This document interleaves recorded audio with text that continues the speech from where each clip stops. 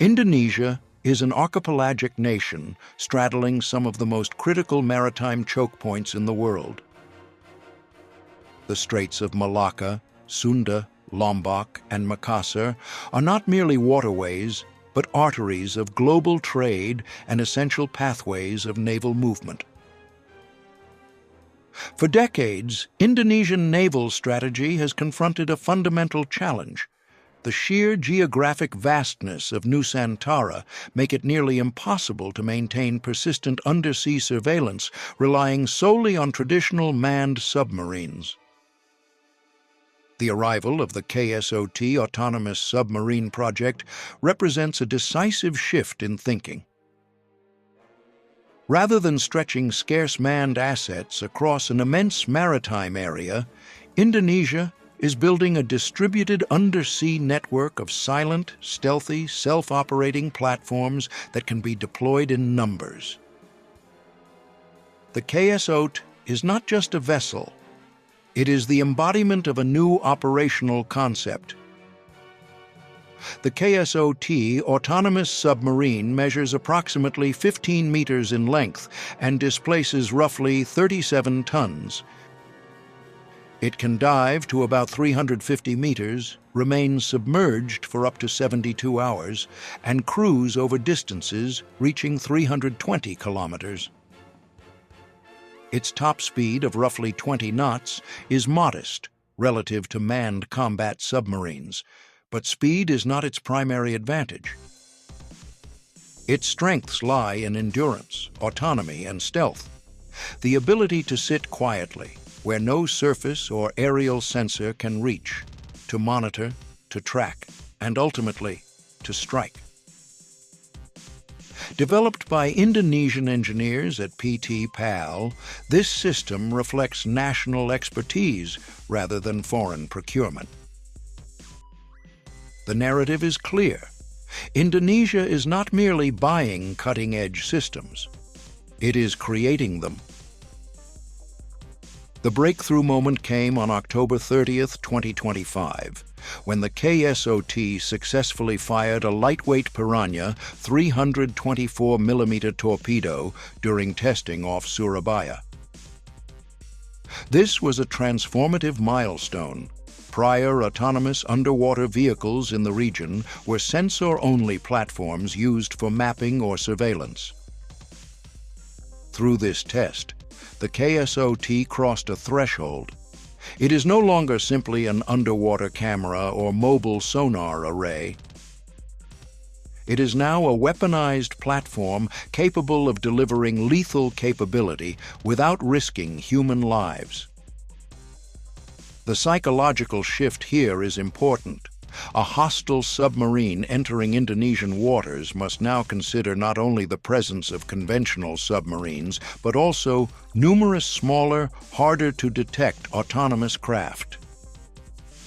The Ministry of Defense plans to produce 30 KSOT units starting in 2026 for deployment across key locations. The logic is quantity and dispersion rather than a small number of exquisite systems.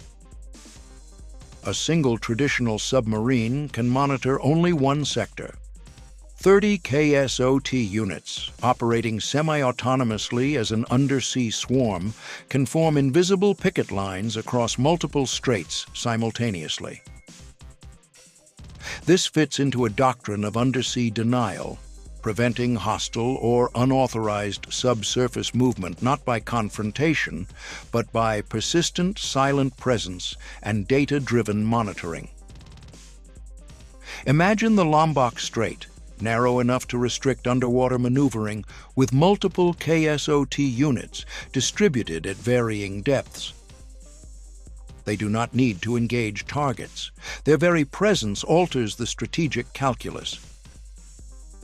Detection becomes more likely, infiltration more dangerous, uncertainty more destabilizing for any force operating covertly in these waters. The same applies to Sunda, Makassar, and the Malacca Strait. Instead of projecting power outward, Indonesia is hardening its interior maritime boundaries with invisible tripwires. Crucially, KSOT does not replace manned submarines. It complements them. Indonesia's acquisition of Scorpene evolved submarines builds a high-end, deep-water strategic underwater strike capability. The KSOT, by contrast, is the nearshore sentinel. While Scorpene hunts, KSOT watches. While Scorpene deters at range, KSOT monitors at perimeter. The KSOT gathers sonar and situational data that can feed into command networks and inform Scorpene's operations. This creates a hybrid fleet in which autonomous and manned platforms work in tandem, each optimizing their strengths. Indonesia's choice reflects a pragmatic approach to defense modernization. Instead of trying to compete with Australia's nuclear-powered submarines under AUKUS or China's large submarine fleet through symmetric acquisition, Indonesia is developing an asymmetric advantage. Small, quiet, unmanned assets can force adversaries to reconsider their routes and tactics. The cost is significantly lower than traditional submarines, and the risk to personnel is zero. From a strategic standpoint, this is elegant. From a financial standpoint, it is sustainable.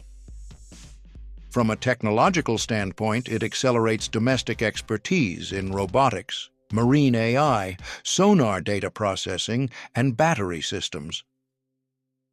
The broader regional implication is that Indonesia may become a trendsetter in Southeast Asia. Other countries in the region, such as the Philippines, Malaysia, and Vietnam, will observe this development with interest. If KSOT proves successful in operational deployment rather than controlled testing scenarios, Indonesia could become the first state in the region to normalize the use of lethal autonomous underwater systems for persistent seafloor surveillance and choke point control. There is even the potential for future export. African coastal states, Gulf states, or ASEAN partners might seek smaller, affordable undersea capability without establishing traditional submarine fleets. However, challenges remain. Underwater communication is notoriously difficult because radio frequencies attenuate rapidly through seawater. The KSOT must rely on acoustic signals, tethered buoy antennas, or intermittent surfacing to maintain contact, introducing vulnerabilities and exposure windows. There are also concerns about cyber resilience.